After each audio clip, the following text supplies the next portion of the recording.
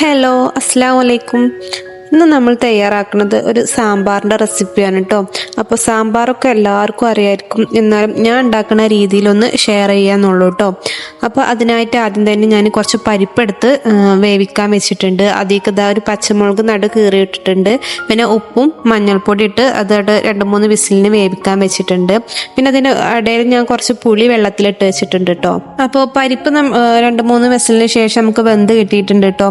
അപ്പം ഞാൻ അതൊരു വേറൊരു പാനിക്ക് ചേർത്ത് കൊടുത്തിട്ട് നമ്മൾ പച്ചക്കറിയൊക്കെ അതിലേക്ക് ചേർത്ത് കൊടുക്കുകയാണ്. അപ്പോൾ ഈ പച്ചക്കറിയിൽ ഞാൻ വെണ്ടയ്ക്കും തക്കാളിയും ചേർത്ത് കൊടുത്തിട്ടില്ല, അല്ലാത്ത എല്ലാ പച്ചക്കറിയും ഞാൻ ചേർത്ത് കൊടുത്തിട്ടുണ്ട്. ഇനി അതിലേക്ക് ആവശ്യമായിട്ടുള്ള ഉപ്പും ചേർത്ത് കൊടുത്ത് പിന്നെ കുറച്ചുകൂടി മഞ്ഞൾപ്പൊടി ചേർത്തിട്ട് പിന്നെ വെള്ളം ചേർത്തിട്ട് ഞാൻ അതവിടെ അടച്ച് വെച്ചിട്ടുണ്ട്. ഇനി ഒരു പാൻ അടുപ്പത്ത് വെച്ചിട്ട് 1 ടേബിൾ സ്പൂൺ വെളിച്ചെണ്ണ ഒഴിച്ച് കൊടുക്കുന്നുണ്ട്. അപ്പോൾ അത് തേങ്ങ, വെളുത്തുള്ളി, ജീരകം, കറിവേപ്പിൻ്റെ ഇല, പിന്നെ 2-3 വറ്റൽമുളക്, പിന്നെ കുറച്ച് മഞ്ഞൾപ്പൊടിയും ചേർത്ത് നമ്മൾ തേങ്ങ ഒന്ന് വറുത്തെടുക്കുകയാണ്. അപ്പോൾ നമ്മൾ സാമ്പാർ വറുത്തരച്ചിട്ടാണ് വെക്കുന്നത്. അപ്പോൾ അതൊന്ന് നന്നായി റോസ്റ്റ് ചെയ്തെടുക്കാം.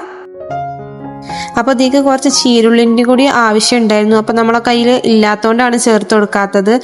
അപ്പോൾ സാമ്പാർക്ക് ചീരുള്ളി മസ്റ്റാണ്. അപ്പോൾ അതവിടെ റെഡി ആയിട്ടുണ്ട്. അപ്പത്തിന് നമ്മളെ പച്ചക്കറിയൊക്കെ നന്നായി വെന്ത് കിട്ടിയിട്ടുണ്ട്. അപ്പം ഞാനൊരു പാൻ അടുപ്പത്ത് വെച്ചിട്ട് നമ്മളെ വെണ്ടയ്ക്കും തക്കാളിയൊക്കെ ഒന്ന് വാട്ടിയെടുക്കുകയാണ്. അപ്പോൾ ഇതാ കുറച്ച് 1 ടേബിൾ സ്പൂൺ വെളിച്ചെണ്ണ ഒഴിച്ച് കൊടുത്തിട്ട് ഞാൻ അതിലൊന്ന് വാട്ടിയെടുക്കുകയാണ്. നന്നായി വാടിയതിന് ശേഷം നമുക്ക് ആ പച്ചക്കറികൾക്ക് അതിലേക്ക് ചേർത്ത് കൊടുക്കാം.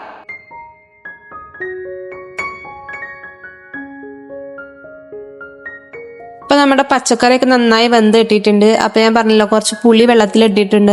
അപ്പോൾ ആ പുളിൻ്റെ വെള്ളമൊക്കെ ഒന്ന് പിഴിഞ്ഞ് ഒഴിച്ചു കൊടുക്കുകയാണ്. അപ്പോൾ അത് ഒഴിച്ചു കൊടുത്തിട്ട് പിന്നെ നമ്മൾ വറുത്ത് മാറ്റി വെച്ച തേങ്ങ നന്നായി പേസ്റ്റാക്കി അരച്ചെടുത്തിട്ടുണ്ട്. ഇനി അത് ഇതിലേക്ക് ചേർത്ത് കൊടുക്കുക. നന്നായി ഒന്ന് ഇളക്കിയതിന് ശേഷം ഞാൻ ഇതിലേക്ക് സാമ്പാർ പൊടി ചേർത്ത് കൊടുക്കുകയാണ്. അപ്പോൾ ഈ ടൈമിലാണ് ഞാൻ സാമ്പാർ പൊടി ചേർത്ത് കൊടുക്കൽ. അപ്പോൾ 2 ടേബിൾ സ്പൂണാണ് ചേർത്തത്. എന്നിട്ട് നന്നായി ഒന്ന് മിക്സ് ചെയ്ത് കൊടുക്കുക. എന്നിട്ട് നമ്മൾ മിക്സിൻ്റെ ജാറിൽ കുറച്ചുകൂടി വെള്ളം ഒഴിച്ചിട്ട് ഞാൻ ഇതിലേക്ക് ചേർത്ത് കൊടുത്തിട്ടുണ്ട്. അപ്പോൾ നമ്മുടെ കറി നല്ല കട്ടി ഉണ്ടായിരുന്നു. അപ്പോൾ കുറച്ചുകൂടി വെള്ളം ഞാൻ ചേർത്ത് കൊടുത്തു. എന്നിട്ട് നന്നായി ഒന്ന് തിളപ്പിച്ചെടുക്കുക. അപ്പോൾ അതവിടെ റെഡി ആയിട്ടുണ്ട്. നമുക്കിതൊന്ന് തൂമിച്ചെടുക്കണം. അപ്പോൾ അതാ ഒരു പാൻ അടുപ്പത്ത് വെച്ചിട്ടുണ്ട്. അതിന് അത്യാവശ്യം കടുക് ഇട്ട് കൊടുക്കുന്നുണ്ട്. പിന്നെ അതാ വറ്റൽമുളക്, കറിവേപ്പിൻ്റെ ഇല, പിന്നെ കുറച്ച് കായപ്പൊടിയും ചേർത്ത് കൊടുത്തിട്ട് നന്നായി ഒന്ന് മിക്സ് ചെയ്തിട്ട് നമുക്ക് അതിലേക്ക് ചേർത്ത് കൊടുക്കാം. അപ്പോൾ ഇത് ചേർത്ത് കൊടുത്തിട്ട് ഞാൻ മിക്സ് ചെയ്തിട്ടില്ല. മിക്സ് ചെയ്യാതെ ഞാൻ ഒരു 2 സെക്കൻഡ് ഒന്ന് അത് അടച്ച് വെച്ചിട്ടുണ്ട്. എന്നിട്ട് 2 സെക്കൻഡ് കഴിഞ്ഞിട്ടാണ് ഞാൻ പിന്നെ അതൊന്ന് മിക്സ് ചെയ്തത്. അപ്പോൾ ഇങ്ങനെ ചെയ്താൽ ഒന്നുകൂടി നല്ല ടേസ്റ്റ് ഉണ്ടാവും. അങ്ങനെ ഒന്ന് ചെയ്ത് നോക്കൊണ്ട് നമ്മൾ ഈ കറി എന്നല്ല ഏത് കറി ഉണ്ടാക്കുകയാണെങ്കിലും അത് തൂമിച്ചൊഴിച്ച് അപ്പാടെ ഇളക്കി കൊടുക്കാതെ 2 സെക്കൻഡ് മൂടി വെച്ചിട്ട് പിന്നെ തുറന്ന നല്ല ടേസ്റ്റ് ആയിരിക്കും ആ കറിക്ക്. അപ്പോൾ നമ്മുടെ സാമ്പാറോടെ റെഡി ആയിട്ടുണ്ട്. ഇനി കുറച്ച് കോളിഫ്ലവർ ഉണ്ട്. അപ്പം ഞാൻ പൊരിക്കുന്ന രീതിയിൽ അതൊന്ന് ഷെയർ ചെയ്യാമെന്ന് കരുതി. അപ്പം അതാ കോളിഫ്ലവർ ഈ ഒരു വലുപ്പത്തിൽ ഞാൻ കട്ട് ചെയ്തെടുത്തിട്ടുണ്ട്.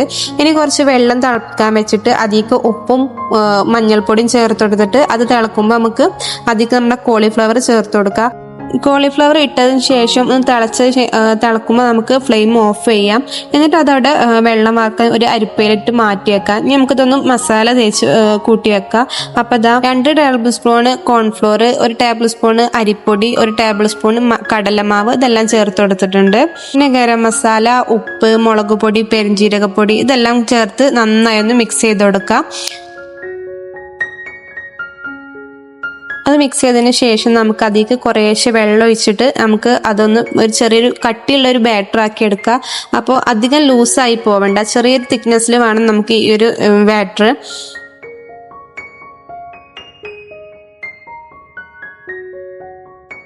അപ്പോൾ അതാ നമ്മുടെ ബാറ്ററൊക്കെ റെഡി ആയിട്ടുണ്ട്. ഞാൻ ഈ ഒരു തിക്നെസ്സിലാണ് ഞാൻ കൂട്ടിയെടുത്തത്. ഇനി നമുക്ക് നമ്മളെ കോളിഫ്ലവറൊക്കെ ഇതിലേക്ക് ചേർത്ത് കൊടുക്കാം. അപ്പോൾ കുറേശ്ശെ ആയിട്ട് ഇതിലേക്ക് ചേർത്ത് കൊടുക്കാം.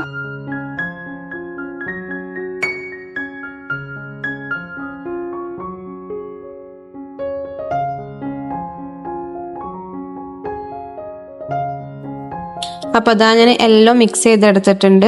ഇനി നമുക്കിത് ഫ്രൈ ചെയ്തെടുക്കാം. അപ്പോൾ അതിനായിട്ടൊരു പാൻ വെച്ചിട്ട് ഞാൻ അതിലേക്ക് ഓയിൽ ചേർത്ത് കൊടുത്തിട്ടുണ്ട്. എന്നിട്ട് ഓരോ കോളിഫ്ലവർ നമുക്ക് അതിലേക്ക് ചേർത്ത് കൊടുക്കാം.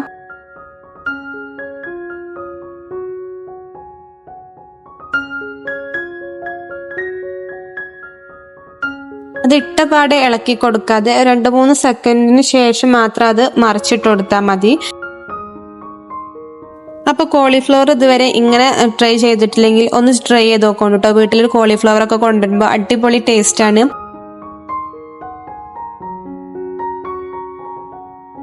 ലാസ്റ്റ് ഞാൻ കുറച്ച് കറിവേപ്പിൻ്റെ കൂടി അതിലേക്ക് ഇട്ടിട്ട് ഞാനൊന്ന് ഫ്രൈ ചെയ്തെടുത്തിട്ടുണ്ട്, ഒരു ഭംഗിക്ക് വേണ്ടിയിട്ടാണ്.